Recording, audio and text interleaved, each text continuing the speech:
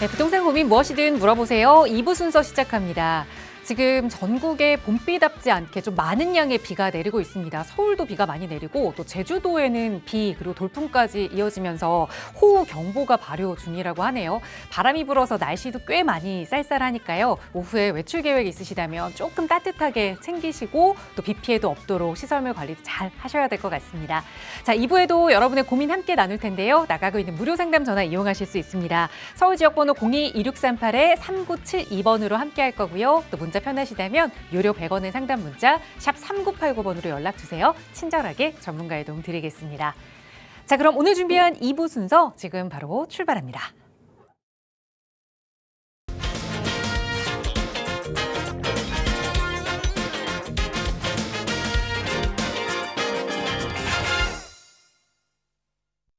네, 내리는 봄비만큼 시원하게 또 여러분의 고민도 해결해 주실 전문가 모셨습니다. 바로 소개해 드릴게요. 국토개발연구소 이윤환 대표 나오셨어요. 대표님 어서 오세요.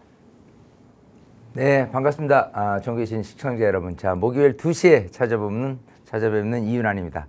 자, 어쨌든 이 시간은 여러분들의 시간입니다. 밖에 비는 내리지만 오히려 집안에서 뭔가를 조금 속 시원하게 부동산에 관련된 해결을 짓고 싶다라고 한다면 바로 전화 주셔서 속 시원하게 부동산에 대한 해결을 하시면 좋을 것 같습니다. 네, 나중에 해야지 다른 사람 하는 거 먼저 좀 봐야지 이렇게 미루지 마시고요. 고민되신다면 지금 연락 주세요. 나가고 있는 무료 상담 전화 02-2638-3972번 시청하시는 여러분 누구나 무료로 이용하실 수 있고요. 문자 편하시다면 유료 100원의 상담 문자입니다. 샵 3989번으로 연락 주세요. 저희 방송 시간 통해서 또 여러분과 전화, 문자로 고민 열심히 또 성심성의껏 다루겠지만 조금 더 자세한 투자 이야기 그리고 특히나 많은 분들 관심 갖고 계시는 한강변 투자 이야기 나눠보실 수 있는 무료 세미나 시간도 준비하고 있습니다. 이윤환 대표와 함께 얼굴 보고 이야기 나누실 수 있는 시간인데요. 먼저 무료 세미나 안내 부탁드려요, 대표님. 네. 자, 어쨌든 뭐 날씨가 좋아졌습니다. 오늘 비를 계기로 아마 벚꽃은 좀 많이 이렇게 지고 할 텐데 어쨌든 이 날씨가 좋은 만큼 여러분 활동을 잘 하시는 게 제일 좋을 것 같고요. 이 활동하시는 데 있어서 그냥 맹목적으로 움직인다라는 것보다 세미나에 오셔서 여러분들 건강 생각하셔서 발걸음을 하시게 된다라고 한다면 분명 세미나에 오셔서 또 얻어가는 효과도 많을 거라고 생각합니다. 그렇기 때문에 많은 분들한테 지금 세미나에 대한 좋은 피드백이 나오는 거는 그래요. 방송에서 할 수 없는 얘기 그리고 이 방송을 통해서 질문하고 할 수 있는 내 한계가 있다는 그런 부분을 세미나를 통해서 무조건 다 말끔하게 해소하고 가시더라라는 겁니다. 그래서 많은 분들 오셔서요. 정말 여러분들의 시간으로 귀하게 좀 잘 활용하시면 좋을 것 같습니다. 네, 봄비가 그치고 주말에는 20도 가까이 기온이 오른다고 합니다. 이제 날이 정말 많이 따뜻해질 텐데 다음 주에 뭔가 좀 생산적인 일을 해보고 싶다 하신다면 무료 세미나에 방문해 보셔도 좋을 것 같아요. 4월 15일 수요일에 함께 하실 수 있는 시간이고요. 역시 나가고 있는 번호로 문의 주시면 자세하게 세미나 안내 도움 드리도록 하겠습니다. 자, 오늘도 방송 시간에 여러분의 고민 만나보기에 앞서서 또 부동산 시장의 이슈들 간략하게 좀 살펴보는 시간 마련했는데요. 요즘 정말 대출과 관련된 여러 가지 불만들이 많이 나오고 있습니다. 주택담보대출의 최고 상한액이 6억으로 묶였고요. 또 25억 이상 되는 집을 살 때는 2억밖에 대출이 안 나오니까 그러니까 23억 이상이 내 돈이 있어야 되는 그런 상황이 된 건데 자, 이렇게 주담대 한도의 제한, 부동산 시장에는 어떤 영향을 미치고 있는지 그리고 앞으로 어떻게 될 것인지 이윤환 대표와 함께 살펴볼게요. 전해주시죠. 자, 이 담보대출에 대한 규제. 일단은 가장 큰 거는 수요에 대한 부분의 규제입니다. 사는 데 있어서 뭐 거의 현금으로 다 이렇게 움직인다. 예를 들면 이 대출만큼 이 지렛대 역할을 크게 하는 것도 없어요. 근데 결국은 사는 사람들에 대한 부분에 대해서는 규제인데 여기하고 맞물려서 이제 공급에 대한 규제가 결국은 또 5월 9일 이후로 양도세 중과를 할 경우에 나타난다라고 한다면 기본적으로 이제 수요자들에 대한 규제, 공급에 대한 규제 속에서 나타나는 현상들은 결국은 수요에 대한 현상 이상으로 공급의 현상, 규제에 대한 현상이 굉장히 크게 나타나다라는 겁니다. 사실 그래서 어쨌든 수요자들의 움직임은 뭐 대출에 의해서 뭐 정말 그 집을 사는 게 조금 불편하고 좀 불리하고 좀 여러 가지 어려움은 많겠지만 중요한 것은 이 공급량이 없었을 때 문제점이 가장 크다라는 부분이 가장 우려되는 부분이 아닌가 생각이 되고요. 어쨌든 5월 10일 이후로 판도가 어떻게 변할지에 대한 부분이 오히려 더 궁금해집니다. 근데 지금은 어찌됐건 수요에 대한 규제는 있지만 그럼에도 불구하고 집을 조금 사야 되겠다라고 하시는 분들은 좀 이렇게 적극적으로 좀 하시면 좋을 것 같아요. 왜냐하면 이 5월 10일 이후의 그 규제, 공급 규제라는 부분이 생긴 규제가 자연스러워지는 거죠. 이제 이 양도세 중과를 하면은 안 팔려는 사람들의 심리 때문에 당연히 시장에 물건은 없는 부분인 건데 그거에 따른 가격 상승도 예상할 수 있어요. 그런데 지금 4월 같은 경우가 오히려 여러분들 같은 경우에 집을 매수하는 수요자들의 좀 적기가 아닌가 그렇게 생각하니까요. 한번 판단을 해보시면 좋을 것 같습니다. 네, 수요도 누르고 있고 그러니까 대출 규제 정책으로 수요는 눌렸지만 또 공급도 아직 없는 상황입니다. 그러다 보니 내 집 마련 고민하시는 분들은 지금이라도 좀 빨리 서둘러서 마련하는 게 좋겠다라는 조언을 드렸는데요. 선택하시기 전에 계약하시기 전에는 꼭 전문가와 함께 이야기 나눠보세요. 나가고 있는 무료 상담 전화 02-2638-3972번으로도 도움 드릴 거고요. 이런 이야기 좀 얼굴 보고 자세히 나눠보고 싶다 하신다면 투자 이야기 외에도 아마 여러분이 가지고 계시는 고민 이야기도 좀 들어주실 겁니다. 이윤환 대표와 함께 하실 수 있는 무료 세미나 방문하시면 좋을 것 같거든요. 대표님 세미나 안내 간략하게만 다시 한번 부탁드려요. 자, 그래요. 뭐 지금부터는 또 이제 많은 시청자들의 고민 상담을 도와드릴 텐데 한계가 있을 거예요. 분명히 방송에서 하는 부분은. 그렇기 때문에 세미나에 오셔서 여러분 고민 상담을 좀 더 적극적으로 좀 이렇게 하게 된다면 좀 많은 도움이 되실 것 같고요.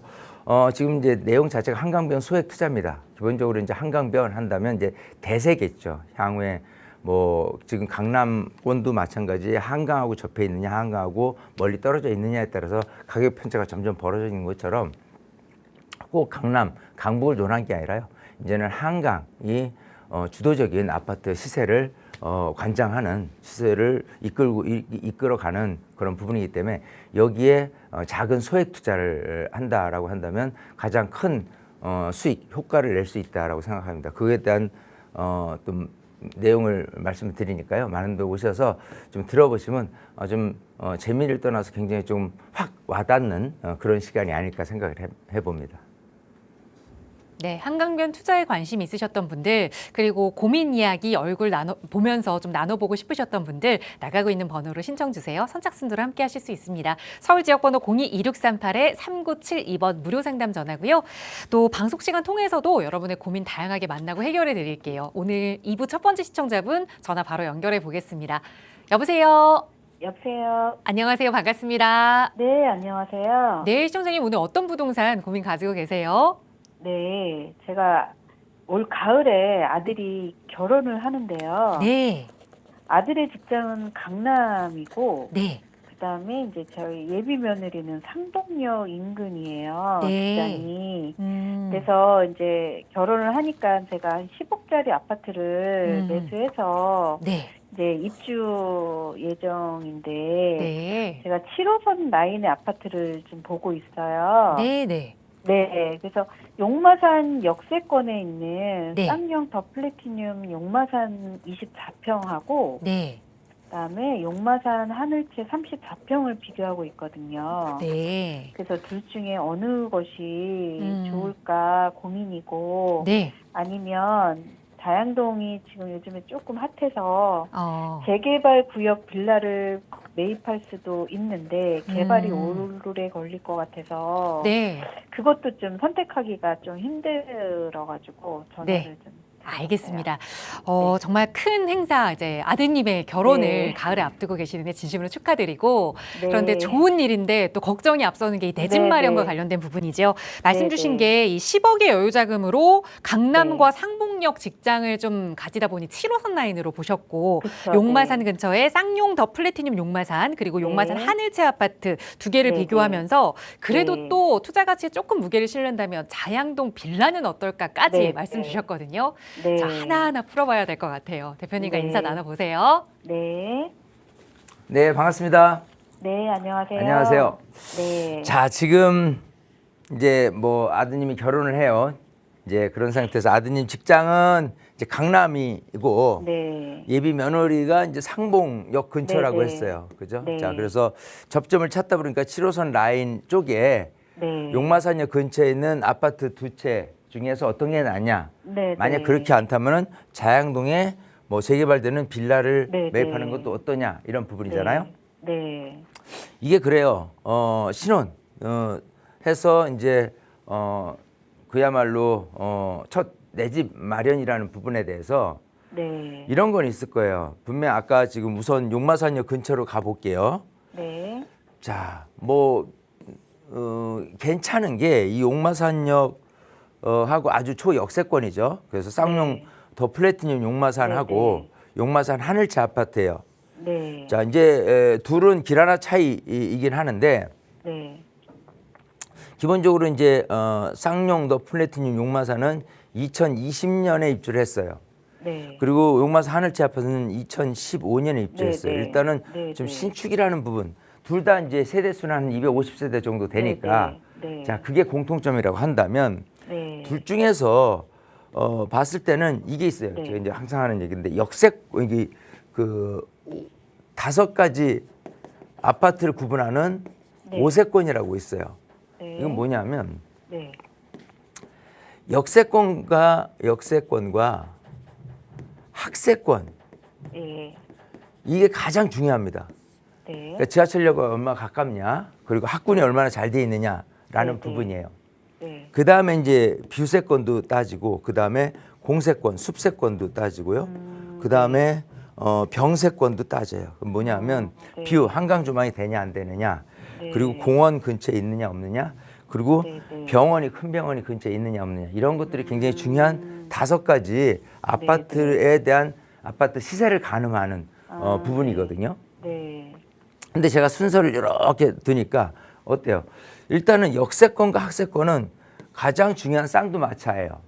네. 자, 그 다음이 제가 이제 뷰세권부터 공세권, 병세권이라고 했는데 병세권, 네, 네. 여기서 보면 용마산 하늘채 아파트 같은 경우가 네. 일단은 공세권에 대한 내용이에요. 뭐냐면 용마산 용마 폭포공원하고 인접해 있잖아요. 네, 네. 예. 그리고 여기 이제 쌍용 더 플래티늄 용마산은 네.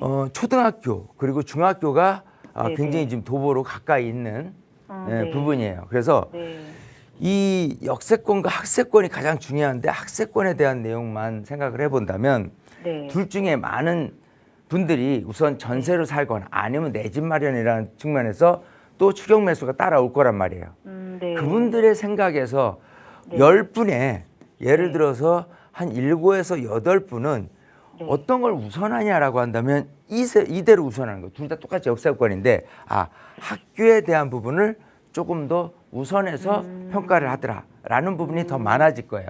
네. 그러니까 수요 공급 논리상 수요자들이 더 많이 내 집을 선택하는 걸 내가 갖고 있어야 가격이 네. 조금 더 올라갈 수 있다고 생각해요. 아, 물론 네, 네. 그렇다고 해서 엄격하게 이게 가격이 확 벌어질 수 있는 내용은 아니에요. 여기도 네. 당연히 인기 있고 좋은 건 맞는데 굳이 지금 아파트를 2개 중에 고른다고 한다면 이런 내용, 쌍용도 플래티늄 용마산이 신축이기도 하고 좀 약세권이라는 측면에서 조금 더 네, 유리한 네. 고지에 있다라는 부분을 생각하시면 돼요. 아, 자, 근데 네. 네. 자, 큰 틀에서 또 다시 한번 살펴보면 네. 여기는 중랑구 면목동이에요. 네. 자, 이 생활적인 부분에 대해서 보통 그렇습니다. 내가 서울로 왔어. 그래서 서울에서 어딜 근거지로 해서 생활을 하게 돼라고 한다면 통상적으로 이제 아기 낳고 또 뭐 자녀 학교 보내고 뭐 이렇게 성장을 하면서 그 동네에서 머물게 되는 분들이 대부분이에요. 그래서 네, 첫 네. 발을 어디에 디디느냐가 사실은 굉장히 중요한 겁니다. 근데 이제 첫 발에 대한 지역적인 부분에 대한 부분만 생각한다면 당연히 광진구 자양동이 좋아. 그리고 여기는 중랑구 면목동이야.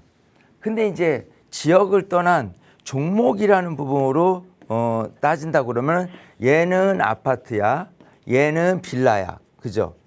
자, 이렇게 생각한다면 굉장히 좀 헷갈리는 거예요. 왜냐하면 우리가 이제 신혼생활을 하는 데 있어서 지역도 지역이지만 어차피 생활 공간으로 따졌을 때 아파트가 훨씬 월등히 주거 환경이 좋잖아요. 네. 그런 측면에서 보면은 아파트를 선호할 법 하나. 네. 아까 얘기대로 한 번 발을 내딘 내 지역이 계속해서 가더라라고 한다면 네. 여기 지금 지역적인 부분에서 광진구 자양동을 예시로 든다라고 한다면 네. 이게 그냥 빌라로만 계속 머물게 된다면은 아쉬움이 네. 있겠죠. 하지만 네, 그쵸. 지금 이제 개발을 네. 네. 겨냥하고 그러고 나서 매입을 하려고 생각하시는 거란 말이에요. 네. 그러면 결국은 얘도 현재는 빌라 하지만 미래 가치는 아파트가 되는 거예요. 그러면 만약에 네. 재개발이 좀 빨리 돼서 모아타운 같은 경우는 한 7, 8년 정도 안에 입주까지 가능할 정도로 속도전이에요. 굉장히 빨리 네, 진행이 네. 되는데 네. 만약에 7년에서 8년을 두고 네. 그 후의 모습을 생각했을 때 보면은 용마산역 근처에 당시 7, 8년 동안은 내가 아파트에 거주했어. 그거는 좋을 수 있어. 하지만 7, 8년 이후의 모습은 여기서는 이제 새 아파트가 됐고 아파트에 대한 가치도 굉장히 높아져요. 상대가 안 될 거예요. 여기 지금 네. 이게 10억이라고 하지만 네, 이쪽 네. 자양동 같은 경우는 아파트 시세 단위 자체가 뭐 27, 8억 뭐 단지 규모에 따라 또 한강 조망되고 안 되는 규모에 따라 30억도 넘을 수가 있어요. 물론 뭐 이게 또 약간 상승 여력은 있겠지만 그렇게 따진다고 네, 그러면 네. 먼 미래 가치, 그러니까 아주 먼 미래, 예를 들어서 뭐 한남 뉴타운처럼 뭐 30년 가까이, 25년, 30년 가까이 돼야 재개발돼서 아파트에 입성하더라라는 부분이 아니고 네. 모아타운 거층이 사업이 빨리 돼서 7, 8년 후에 대한 모습만 생각한다면 네. 아마도 당장 7, 8년 동안 거주했던 그 아파트에 대해서 후회를 할 수 있다. 7, 8년 후에는. 이해되시겠죠? 네, 네. 이제 그런 측면을 생각을 해야 돼요. 물론 그래서 생각하면 그러면 여기 좀 살다가 이쪽으로 이사하면 되지라고 하지만 네, 네. 이렇게 사업이 진행하면은요 결국은 프리미엄이 붙는 거예요. 이 프리미엄은 네. 재개발 현장에서 이 피가 형성되는 과정은 우선 초기 단계에서는 그 빌라 시세가 기본적으로 그냥 일반 빌라 시세로 이제 움직여요. 그러다가 사업이 된다라고 하면 피가 붙겠죠.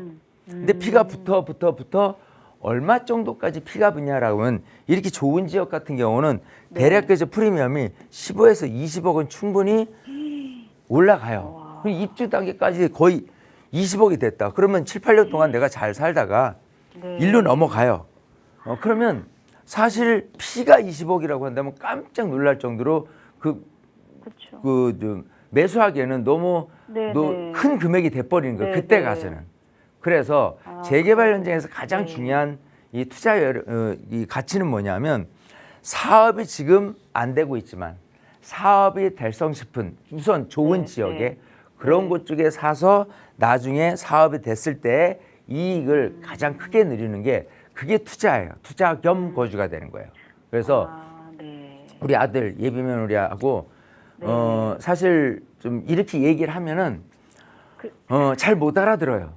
네. 뭐 이게 얼마나 상승 여력이 있는지도 솔직히는 잘 계산도 안 될 거고 그래요. 네, 그래서 네. 정말 뭐 이제 직장 생활을 한다고 그랬으니까 매주 네. 수요일 날 이렇게 세미나를 하니까요. 네, 네. 악착같이 뭐 오후에 좀 반차라도 내든지 월차를 네. 내든지 해가지고 네, 네, 네. 꼭 한번 세미나 오셔서 이런 내용들을 좀 들어보면 네. 그럼 자녀들이 생각했을 때 잠깐 뭐 몇 년 동안 좀 빌라에 머무는 게 그게 뭐 대수겠느냐. 차라리 좋은 지역에서 내가 머물러서 7, 8년 후에 새 아파트가 됐을 때 거에 대한 가치, 미래를 상상하면서 네. 첫 신혼생활을 하게 된다면은 저는 괜찮겠다 생각을 하고요. 또 하나 팁은 그래요. 네. 만약에 내가 거주하는 거를 조금 더 좋은 지역, 나중에 향후에 뭐 학군이라든지 여러 가지 측면에서 생각을 한다고 한다면 여기는 그야말로 거주가 아닌 무조건 투자로 해놓는 거예요. 예, 그러면 투자를 하되 전세 끼고 뭐 하면은 뭐 네, 네. 뭐 좀 모아타운 사업이 한참 진행되고 있는 데는 뭐 7억, 8억 이렇게 들어가요. 실투자 금액이. 근데 네. 좀 사업 진행은 안 되고 있지만 좀 사업이 될 가능성 있다라고 하면 한 네, 4억대 중반 정도로도 투자가 되거든요. 아. 그럼 나머지 잉여 자금, 왜냐하면 여기 10억이 있으면은 어쨌든 대출 좀 끼겨라도 네, 살려고 네. 했던 자금이 있으니까 네, 그 자금을 갖고 뭐 쪼개가지고. 반전세나 뭐로 해서 살면 되는데 네. 보통 이제 이 강남에 있는 아파트도 비싸잖아요. 네. 그죠? 새 건 비싸요. 하지만 반대로 재건축을 앞두고 있는 아파트다 그러면 상당히 쌉니다.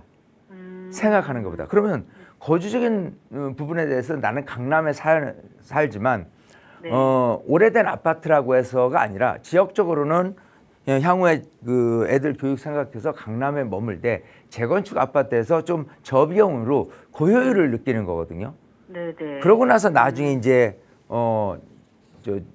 자연동으로 아파트가 됐을 때 입주를 한다라고 한다면 그때 가서 자연스럽게 7, 8년 동안은 이렇게 강남에서 머물다가 또 넘어가는 거예요. 아. 네, 그러면 또 그때 가서 자양동 뭐 새 아파트가 됐는데 시세가 얼마더라. 그러면 그거를 팔고 또 강남에 또 들여다보면은 예를 들어 뭐 저쪽 수서나 뭐 이러나 이쪽 해서 네, 네, 재건축될 아파트가 뭐 예를 들어 가격이 만만하더라라고 하면 그거 네, 팔고 일로 올 수도 있는 거예요.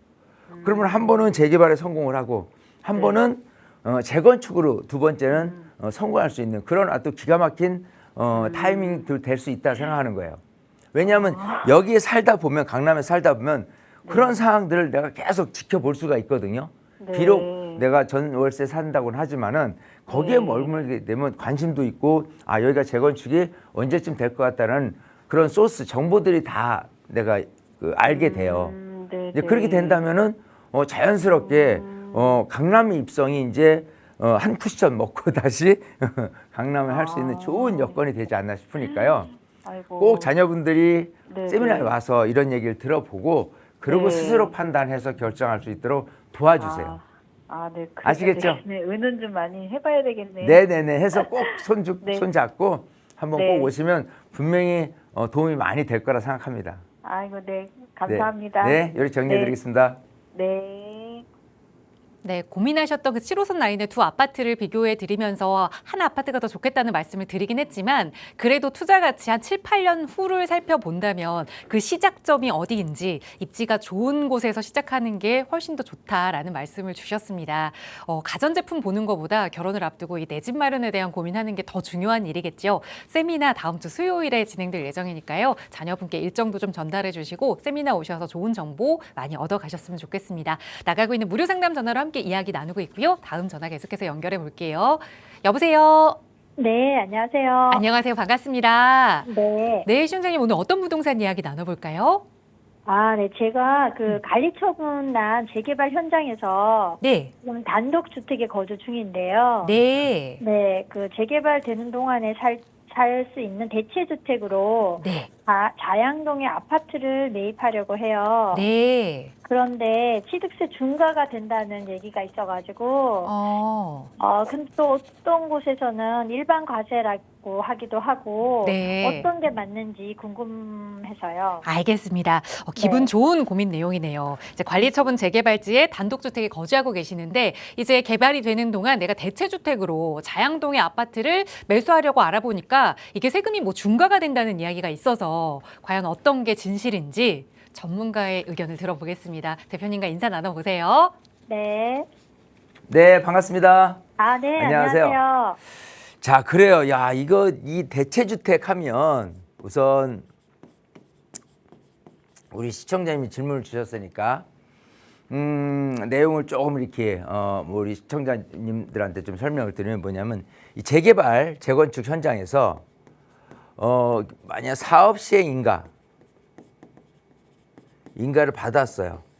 받은 이후에 내가 이제 요 주택, 1주택을 갖고 있는 상태에서 보면은 이제 사업 시행과 인가 받고 또 관리 처분 받고 하게 되면 이제 이주를 해야 되고 또 철거를 하고 이제 막 공사를 하게 될 텐데 내가 들어가 살 집이 필요할 거란 말이에요. 자, 그런 살 집에서 매입을 해서요.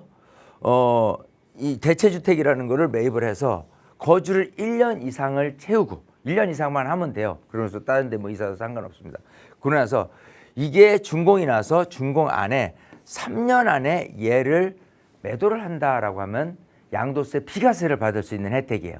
그래서 재개발 재건축 현장에서 사업 시의 인가 이후에 대체주택을 매입할까 말까를 많이들 고민하는데 조금 안다 싶으면 대체주택을 다 구입을 하려 합니다. 왜냐하면 뭐 가격이 올라도 세금은 안 낸다고 하니까 12억까지긴 하지만 자 그래서 우리 시청자님이 대체주택으로 매입을 할까 하는데 취득세가 이제 고민인 거예요. 왜냐하면 취득세가 중과되면 8%고 그게 아니면 1에서 3%인데 취득세가 중과되냐 안 되냐 이런 부분은 지금 제가 이 대체주택에 대한 사업시행 인가 이후에 1주택 갖고 있는 상태에서 대체주택을 매입하면은 1년 이상만 거주하면은 준공 후 3년 안에만 팔면은 비과세를 해주더라라고 한 거는 양도세 얘기였어요. 자, 근데 말씀하시는 건 이제 취득세라는 중과. 그럼 서울이 지금 다 조정대상 구역이니까 뭘 사도 기본적으로는 그냥 8%를 내게 되는데 내냐 안 내냐 이게 궁금하신 거란 말이에요. 네. 자, 이제 본론으로 들어갑니다. 다시. 자, 이거는 아까 양도세에 대한 부분은 소득세법에서 관장을 한다고는 하지만 여기 같은 경우는 지방세법에서 가는 거예요, 이제. 자, 지방세법에서 이제 시행령이 있어요. 시행령에 28조의 5에 문구에 뭐라고 돼 있냐면 잘 들으셔야 돼요. 일단은 지금 아까 관리처분 났다고 그랬잖아요.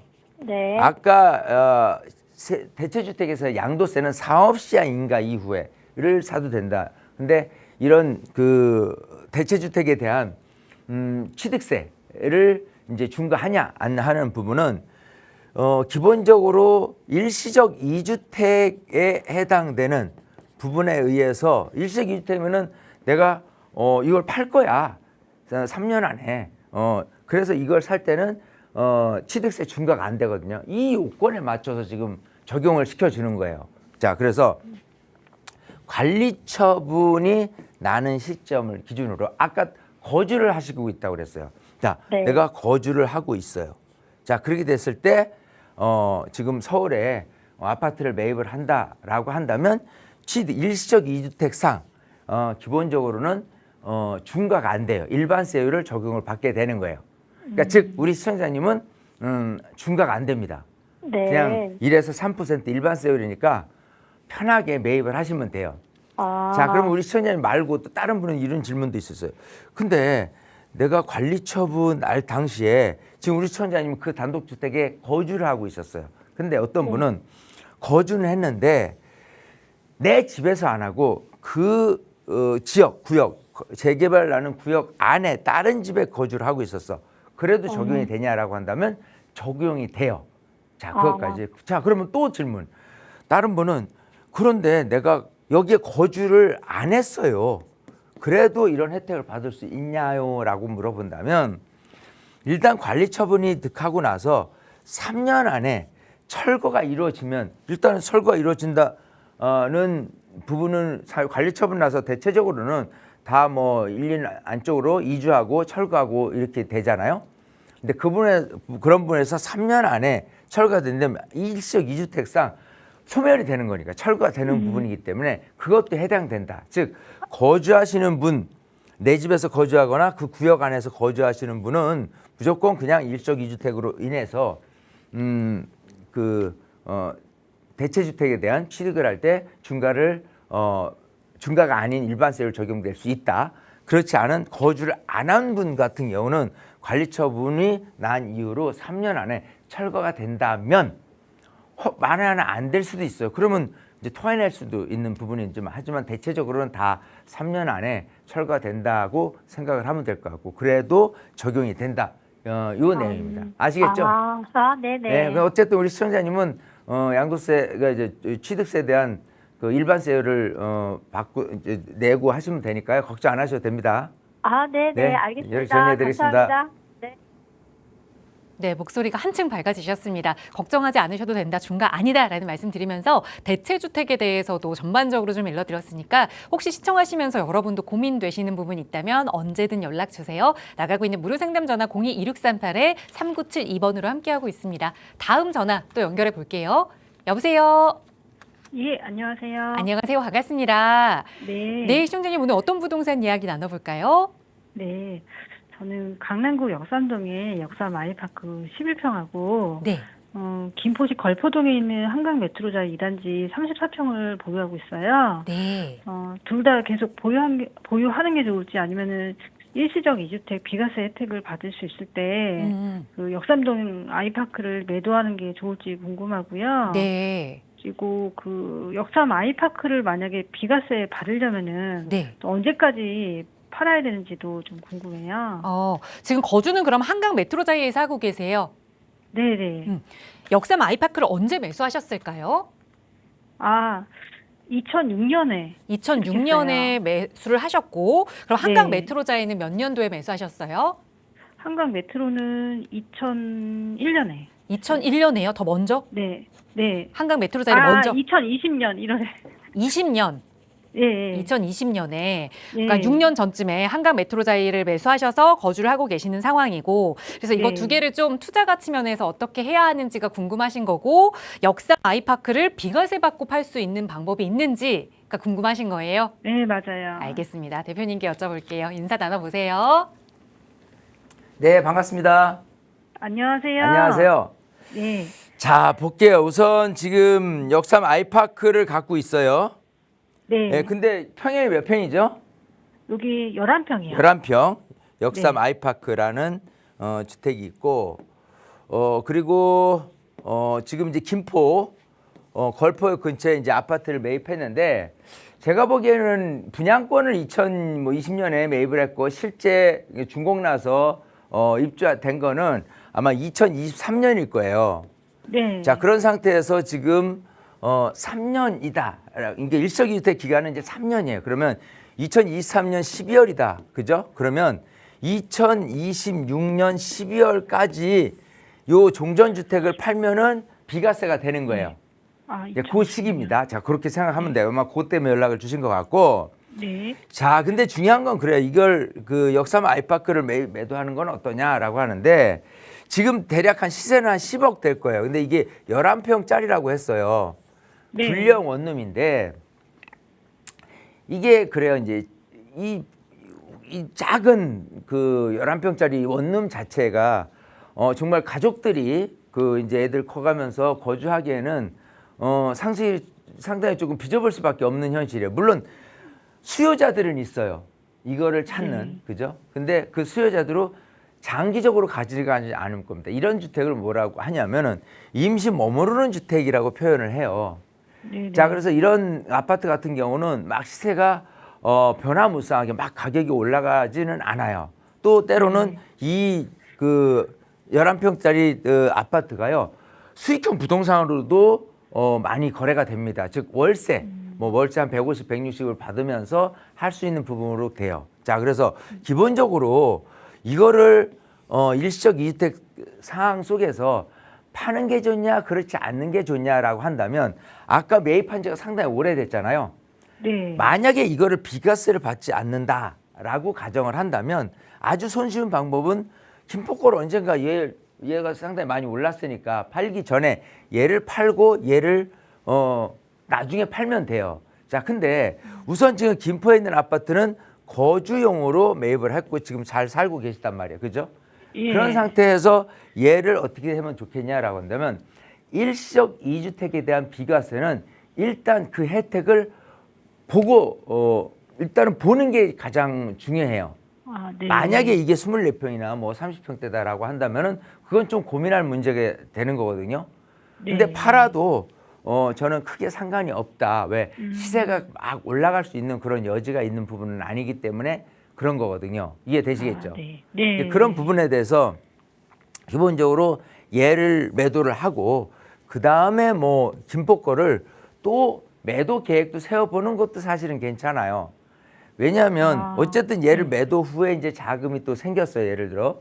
예, 그러면 조금 더 좀 나은 입지로 해서 좀 이렇게 좋은 똘똘한 한때 쪽으로 이렇게 하는 건 어떠냐. 물론 이제 얘를 매도했으니까 얘를 다른 거를 또 투자용으로 뭘 사거나 뭐 이렇게 하는 방법도 있지만, 제가 얘기하는 김포의 걸포동에 있는 아파트가 아무리 김포 골드라인 근처에, 걸포역 근처에 있다고 손치더라도 오르는 건 한계가 있을 거란 말이에요. 자, 그러면 조금 더 얘를 우선 강남 거 11평짜리를 팔고, 그 다음에 이 김포에 있는 아파트를 팔고, 조금 더 서울 쪽에 있는 아파트들은 들여다보면 어떨까도 한번 말씀을 드려보는 거예요. 네. 그러면 이제 서울로 들어왔을 때 아파트 상승 여력이 괜찮은 거. 물론 이제 자금 상황을 좀 지켜봐야 되겠지만, 마곡 쪽은 좀 비싸단 말이에요. 그렇다고 방화동이나 이런 쪽에 있는 아파트도 오래된 거, 그런 쪽은 큰 의미는 없어요. 저는 뭐 그렇게 따진다고 그러면 좀 지역적으로 자꾸 조금 안으로 들어와서 이쪽 뭐 염창동이나 이쪽 뭐 목동 위쪽이라든지 이쪽에 있는 아파트들을 조금은 눈여겨 보시고 좀 겨냥을 하시면 어떨까 싶은 거예요. 이해되시겠죠? 네. 그러니까 제가 얘기하는 건 거예요. 일단은 강남의 아파트 아깝게 생각하지 말고, 일단 네. 시세차익이 많이 난 상태에서 지금 매도해도 충분히 더 오르려는 그 가치 상승분이 없으니 매도를 해도 된다. 그거는 결국은 일석이주택 혜택을 반드시 누려라. 그죠? 네. 이제 그 부분하고, 또 지금 이거로 인해서 또 다른 뭐를 투자를 할지 말지 그거는 차후 문제이긴 하는데, 만약에 다른 계획이 없는 상태에서 조금 한다면 김포에 있는 아파트보다는 서울 쪽에 있는 아파트를 조금 더 추가로 자금을 올려서 좀 매입을 계획을 해봐라. 요게 가장 좀 효과적이, 우리 시청자님한테는 효과성이 있는 계획이 될 수 있다 생각을 해요. 아시겠죠? 예, 감사합니다. 이렇게 잘 한번 고민해 보시면 좋을 것 같습니다. 네, 그럴게요. 네. 예, 감사합니다. 네, 가장 중요한 건 그 일시적 이주택 상황, 그 비과세 혜택을 받는 것이다라는 말씀 드렸으니까 잘 매도 계획 세우셔서 그 시기 넘지 않게 매도되길 저희도 기원하겠습니다. 자, 나가고 있는 무료 상담 전화로 고민 이야기 나누고 있어요. 시청하시는 여러분 누구나 이용하실 수 있고요. 다음 전화 연결하겠습니다. 여보세요. 안녕하세요. 안녕하세요. 반갑습니다. 네, 시청자님 오늘 어떤 부동산 고민 가지고 계세요? 네, 저는 그 마포구 중동 현대 1차 33평을 보유하고 있고 네. 지금 현재 거주 중인데요. 네. 계속 보유를 해도 괜찮을지 궁금하고요. 네. 아니면은 이거를 매도를 하고 고양시 덕양구 돈해동 그 도레울 파크뷰 33평을 매수하는 게 어떨지 여쭤보고 싶어서 연락을 드렸어요. 네. 제가 직장이 그 마포구 연남동 쪽인데요. 네. 그 도레울 파큐브가 준 신축급이고 그 향후에 그 지하철 뭐 개통도 있다고 들어서 혹시 이쪽으로 갈아타는 게 어떨지 네. 고민이 돼서 전화 드렸어요. 네, 연락 잘 주셨습니다. 우선 지금 거주는 마포 중동 현대 1차 32평형에 하고 계시는데 이거에 네. 이제 향후 전망이 먼저 궁금하고, 만약에 이걸 매도하고 조금은 그래도 좀 신축 아파트에 속하는 고향 도레울 네. 파크뷰로 이사를 가보면 어떨까까지 한번 하나하나 풀어볼게요. 대표님과 인사 나눠보세요. 네, 반갑습니다. 네, 안녕하세요. 네. 자, 뭐 질문 내용이 서울을 떠나 고향으로 가면 어떠냐인 건데, 네. 뭐 결론부터 말씀드리면 전 정말 말리고 싶어요. 그렇게 그래요? 안 하시는 게 더 낫겠다 생각을 해요. 자, 볼게요. 우선 지금 서울 중동이라고 했고요. 네. 지금 아까 현대아파트라고 했나요? 네. 자, 뭐 그 뭐 현대일차. 신축급은 아닌데 이런 게 있습니다. 기본적으로 이 중동, 이 디지털 미디어 시티역 그 근처 있는 아파트예요. 네. 자, 기본적으로 이제 여기 그 DMC, 디지털 미디어 시티라는 업무지구가 있는 상태에서 DMC에 있는 아파트 좀 많이 이제 가격이 많이 올라 있는 상태고, 또 여기 가재울 뉴타운도 대단지 아파트가 있는 상태예요. 자, 근데 이런 식으로 내가 이쪽 지역에 거주를 해야 되는 목적 자체가 뭐 DMC에 직장 생활을 할 수도 있고, 아까 우리 시청자님은 연남동 쪽에 직장 생활을 하고 있고 이렇잖아요. 그런 분들이 상당히 많아요. 즉 직주 근접인 서울에 대한 부분에 대해서 중동에 있는 이런 아파트에 대한 가치를 따진다라고 한다면은 가치는 생각하는 것보다 상당히 높고 향후 전망이 밝아요.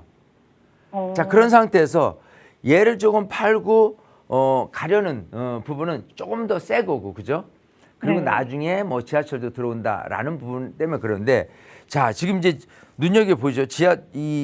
여기의 위치 자체가 이제 DMC역, 또 여기 저 경의중앙에서 가자역 또 이렇게 하는데, 아까 얘기했다시피 가재울 뉴타운에 대한 그 대단지 규모의 아파트도 있고, 또 성산 시형 아파트도 재건축을 이제 하겠죠. 자, 그런 상태에서 여기 초등학교, 중학교가 있는 이 감싸안고 있는 요 아파트 단지야말로 많은 분들이 생각하면은 여기 비싸, 여기 비싸, 여기 비싸라는 측면에서 갈 수 있는 어떤 대체제 역할을 하는 아파트 단지다. 그래서 가격이 절대 빠지지 않는 아주 그 장점이 있어요. 그렇기 때문에 얘를 일단 버린다는 것 자체는 저는 아니라고 보여요. 또 생활환경 자체가 이쪽 기본적으로 이제 공원, 월드컵 공원부터 해가지고 하늘공원 뭐 여러 가지 공원이 너무 잘 돼 있어서요. 조금만 움직여도 그 거주 환경적으로는 이만한 곳이 또 있을까 할 정도인 거예요. 그러니까 마포구 안에서도 보면은 이 마포구 전체를 했을 때 기본적으로 뭐 공덕부터 여러 가지 애호구부터 이쪽 라인에 있는 곳 같은 경우는 그냥 이 종로 중구에 대한 부분 그리고 여의도에 대한 부분에 직주 근접을 목적으로 하는 그런 주거지로서 역할을 하되 좀 이렇게 공원이라든지 좀 쾌적한 뭐 이런 부분이 되지는 않아요. 하지만 그런 거를 좀 선호한 분 입장에서 보면은 같은 마포래도 이쪽 그 DMC 근처에 서울 월드컵 경기장 근처에 있는 아파트를 선호한 분도 굉장히 많습니다. 그래서 지금 말씀하신 중동에 있는 아파트든 그야말로 그 가치가 계속해서 높아질 수 있는 그런 좋은 곳에 있다. 그걸 버리고 지금 아까 동쪽에 있는 뭐 아파트를 보시는데 사실은 이거죠. 생각하시는 게 그럴 수 있어요. 지금 이제 그냥 도래울에 있는 아파트를 보는 게 아니겠죠. 이렇게 보면 이렇게 지금 창릉 신도시라는 부분이 네. 연계되어 있기 때문에 전체적으로 이렇게 대단지의 신도시 되는 아파트 속에서의 현재 그래도 신축을 몇몇 유지하고 있는 이런 아파트로 가면 어떠냐. 또 지하철도 이제 고양선 해가지고 여기도 언젠가 개통이 되겠지 하는데 이 착공 시기가 사실 올해 계획은 돼 있어요. 근데 이게 착공이라는 게 항상 계획보다 늦습니다. 근데 하고 나면 보통 이제 5, 6년에서 한 7, 8년까지 걸려요. 그렇기 때문에는 실제 이 그 고양선을 이용할 수 있는 시기로 따진다면 대략 한 2032년에서 33년까지 가요. 그럼 지금 2026년이니까 굉장히 상당히 뭐 6, 7년 이상을 좀 걸려야지만이 지하철 기능을 할 수 있어요. 근데 지금 여기에 딱 갔어요. 그러면 그야말로 지하철은 없고 뭐 그냥 완전히 지금 전혀 어떻게 보면 교통적인 부분에 대해서는 불리한 역할을 하고 있는데 얘가 창릉 신도시 들어온다고 그래서 나도 가격 따라 올라갈래 라고 한다고 손 치더라도 더 중요한 건 창릉 신도시가 들어오는 게 아니라 창릉 신도시에 플러스 알파로 교통이 개선해야지만 가격이 조금이라도 더 올라갈 수 있다고 저는 보는 거예요. 그렇기 때문에 일로 가서 좀 가게 된다면 굉장히 후회를 할 수 있다. 저는 그렇게 생각하기 때문에 아까 말씀드린 대로 서울을 떠나지 마라. 중동에 대한 부분을 너무 우리 시청자님이 조금 너무 약하게 본다. 그렇게 생각을 해요. 아시겠어요? 그래요? 네? 네네.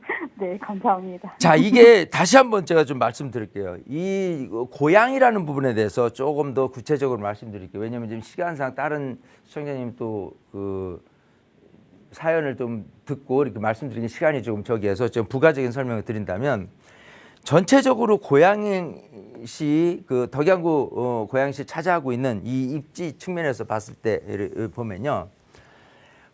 기본적으로 일산이란 곳이 있고 더 위로 가면은 파주 운정 신도시도 있습니다. 거기다가 또 여기 이 그 3호선 라인의 원당 그리고 화정 뭐 이런 쪽으로 해서 다 있어요. 근데 여기 있는 아파트들이 처음에 일산만 보더라도요.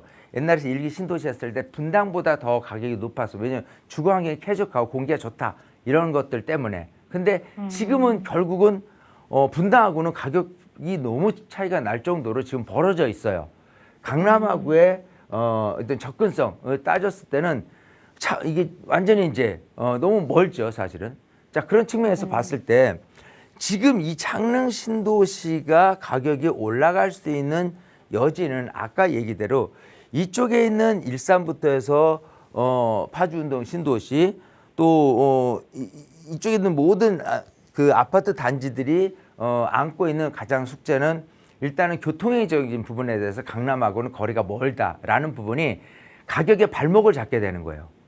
물론 이제 이 근처 새 아파트보다는 더 낫겠지 아니면 뭐 근처에 있는 다른 신도시급이 아닌 아파트보다는 더 유리한 곳에 있겠지라고는 하지만 기본적으로 고향에 있는 아파트에 대한 가격 시세만큼은 더 올라가기는 어려운 구조가 있어요. 왜냐하면 이 안에서도 보면은 예를 들어서 3호선 라인에 예를 들어 원당 근처다, 뭐 화정 근처다, 또 뭐 이 행신동이다. 여기가요 가격들이 정말 생각하는 것보다 안 올라요.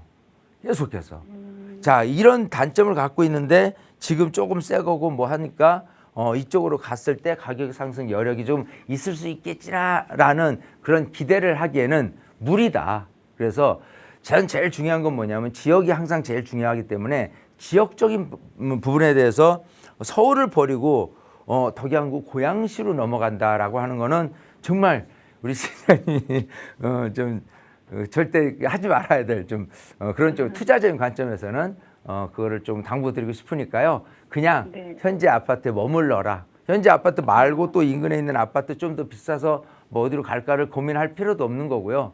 또 가격을 뭐 더 낮춰서 다른 데로 움직일 필요도 없는 거예요. 아시겠어요? 아, 네. 네. 하여튼간 잘 알았습니다. 그냥 그 자리에 머물러 계셔라. 이렇게 말씀을 드리겠습니다. 네, 감사합니다. 네. 네, 시작부터 그냥 확실하게 정답을 내려주시고 그리고 왜 그래야 하는지까지 길게 좀 설명을 드렸는데요. 이사에 대한 마음은 조금 접으시고 지금 거주하고 계시는 집을 조금 더 사랑하는 마음으로 앞으로의 거주 계획을 세워보시면 좋을 것 같습니다. 저희 나가고 있는 무료 상담 전화로 여러분 한 분 한 분 조금 더 부자 되실 수 있는 방법 전문가와 함께 이야기 나누고 있습니다. 방송 시간 통해서도 이렇게 여러분의 고민들 듣고 해결해드리고 있지만 언제나 좀 시간이 짧다 보니까 아쉬운 점이 남지요.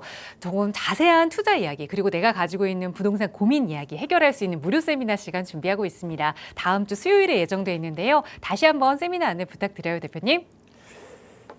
자, 뭐 지금 세미나를 통해서 사실 여러분에게 알려주는 계산 방식이 사실 있어요. 지금 한강변 소액 투자라고 했는데 많은 분들이 어떤 물건 빌라에 대한 투자를 한다고 했을 때 빌라 시세라는 게 있을 거고요. 그 또 실투자 금액이 있을 거고 향후에 상승 가치 얼마 정도의 이익을 낼 수 있느냐 이런 부분을 종합적으로 얘기를 하는 거예요. 그것도 한 곳이 아니라 몇 군데를 집어서 이렇게 얘기를 하다 보면은 내가 얼마 투자해서 얼마 기간 동안 얼마의 이익을 낼 수 있는지에 대한 부분을 조금 더 구분을 하고 좀 들여다본다라고 한다면은 투자가 이런 것이겠구나라는 생각을 좀 이렇게 마음적으로 제대로 할 수 있다 생각을 해요. 그런 부분을 세미나를 통해서 알려드리는 겁니다. 그리고 이제 여러분이 안고 있는 고민도 사실 세미나를 통해서 다 풀어드려요. 워낙 저희 이제 방송 18년을 하면서 많은 분들의 고민 상담을 하다 보니까 여러 가지 사연이 있다고 손치더라도 거기서 다 제가 쿨하게 답변 드릴 수 있으니까요. 운동 생각해서 오시고 또 여러분 머리 말끔하게 가는 세미나로 오시길 바라겠습니다. 네, 다음 주 수요일입니다. 4월 15일 오후 1시에 진행되는 무료 세미나 참여 원하신다면 나가고 있는 번호로 문의 주세요. 자세하게 안내 도움 드리겠습니다. 아울러 저희 프로그램은 여러분께 보다 다양한 정보 제공하기 위해 마련되고 있습니다.